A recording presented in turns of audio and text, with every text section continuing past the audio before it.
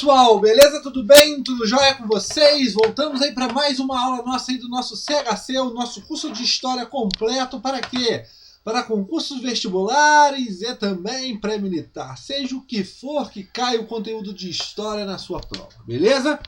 O e-mail historiacom1@outlook.com, Facebook Isto Sai, o celular para mensagem, o 3291650267. Vamos falar de uma resolução de exercício da prova da ESA. Lembrando que o nosso canal aqui é o Isto Sattler, beleza?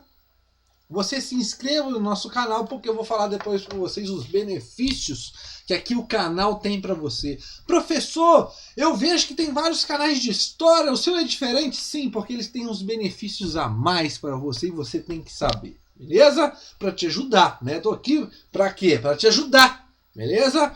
Então, a prova da ESA de 2003, vamos falar sobre o tema do período regencial.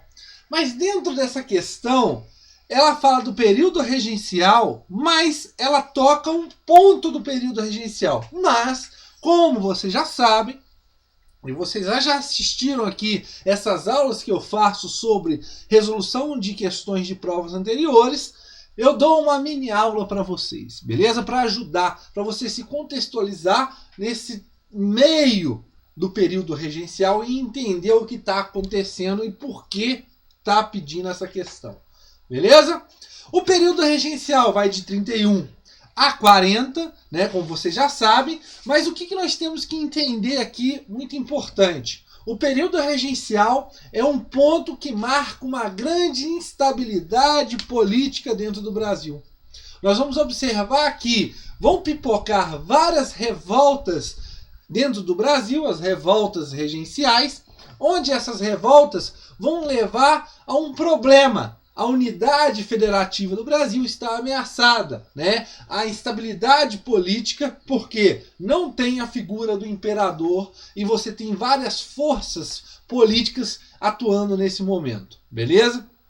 E o que nós é importante destacarmos? Essas forças políticas. Nós temos os liberais moderados, os liberais exaltados e os restauradores.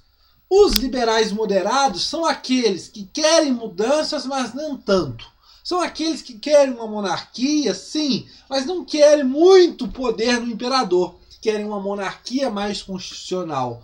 Aí nós temos, nesse caso, os grandes latifundiários, as pessoas que têm dinheiro, né? Proprietários de escravos.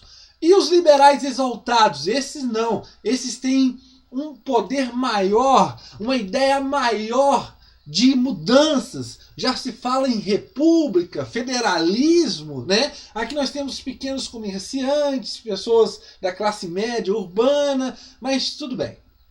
E os restauradores? Os restauradores são aqueles que querem a volta de Dom Pedro I, mas com o tempo, com a morte de Dom Pedro, esse pessoal sai de linha. Mas dentro dos liberais exaltados e moderados, nós vamos observar que vai privilegiar os liberais moderados. Por quê? Dentro dos moderados, nós vamos ter uma ramificação que vai dar para os progressistas e para os regressistas. Os progressistas, mais na frente, se tornará o Partido Liberal. E os regressistas, mais na frente, serão quem? Os conservadores, beleza? Mas como que chegou a esse tal partido regressista e progressista? Vamos entender. Para as eleições, né, nós tivemos uma regência trina provisória, depois uma trina permanente e depois regências unas. Em 35, teria que ter eleições para essa regência una. E nesse caso, o Partido Moderador, né, os liberais moderados, os liberais moderados lançam a candidatura de duas pessoas. E dentre essas duas se destaca o Diego Feijó, o padre Diogo Feijó, que é eleito como regente uno. O problema é que em 1835 ele é eleito como regente uno. O problema é que está pipocando em várias partes do Brasil revoltas. o Brasil está em revoltas, né? A unidade territorial, há um problema na centralização, há um problema aqui que nós podemos observar na unidade, uma instabilidade política. Enquanto isso, Feijó ele toma ainda a oposição do seu próprio partido, né? O Partido Liberal Moderado leva a oposição ao Feijó. E o que Feijó faz? Ele cria o Partido Progressista, né? Esse progressista que depois, mais na frente, seria o liberal. Em oposição é criado o Partido Regressista, que mais na frente seria o Partido Conservador. Beleza, pessoal? E Diego Feijó, gente, na sua administração, ele começa a ter mais oposição ainda. Ele fala até de que fim da escravidão, manda uma missão para Londres para discutir os entraves, né, na repressão do tráfico negreiro. Ainda em 1838, ele cria, ele limita a liberdade da imprensa que levava oposição a ele, criticava ele. Só que essa oposição cada vez mais vai crescer e Feijó renuncia. O que acontece depois? Entra Araújo Lima, depois ele é eleito como regente uno e você observa o quê? O regresso conservador. Esse regresso conservador se dá a partir de que momento? Medidas de autonomia, medidas de descentralizações que começaram com o Feijó, vão começar o que? A diminuir. Vai começar o que com Araújo Lima? Uma centralização do poder de novo na mão principalmente da coroa. Pessoal, o que nós temos que observar aqui interessante depois de falar de tudo isso? Nós observamos que com o Feijó nós tivemos um avanço liberal, uma experiência republicana. De 31 até a renúncia de Feijó, nós observamos um avanço liberal. E depois, com Araújo Lima, nós temos o quê? Um regresso conservador, uma mais centralização do poder. E como que se deu esse avanço liberal? Por algumas atitudes tomadas, como, por exemplo, a criação da Guarda Nacional, a criação do Código de Processo Criminal, e ainda mais, culminando em 34, com um ato adicional, que seria uma emenda à Constituição de 1824, que levava grande autonomia para as províncias. Como, por exemplo, extinguiu o Conselho de Estados, que é aquelas pessoas, os 10 pessoas ali chegados do imperador.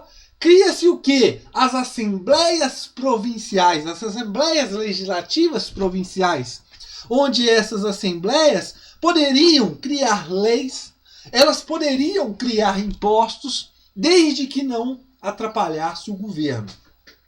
E nós temos que entender aqui uma coisa interessante. O ato adicional é um avanço liberal, sim. Mas o ato adicional, gente, nós temos que observar nesse momento. Nós temos dois grandes atritos entre ideias políticas nesse momento. Vamos dizer assim, os progressistas e os regressistas, os liberais e os conservadores.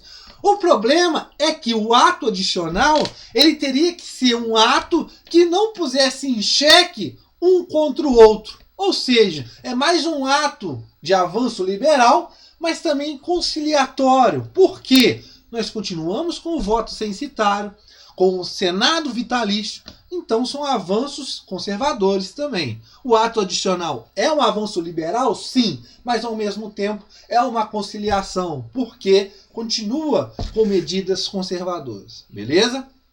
Mas é interessante observar que de 31 a 35, a renúncia de Feijó, nós observamos o quê? Um avanço liberal. Por quê? Há uma descentralização do poder, as províncias ganham mais autonomia através das assembleias provinciais. Beleza? Isso é em 34. Mas antes disso, nós temos em 31 a criação da Guarda Nacional. Guarda Nacional criada por quê? O governo não confiava no exército naquele momento. Por quê? Grande parte do exército, galera, era formado por classes baixas da população.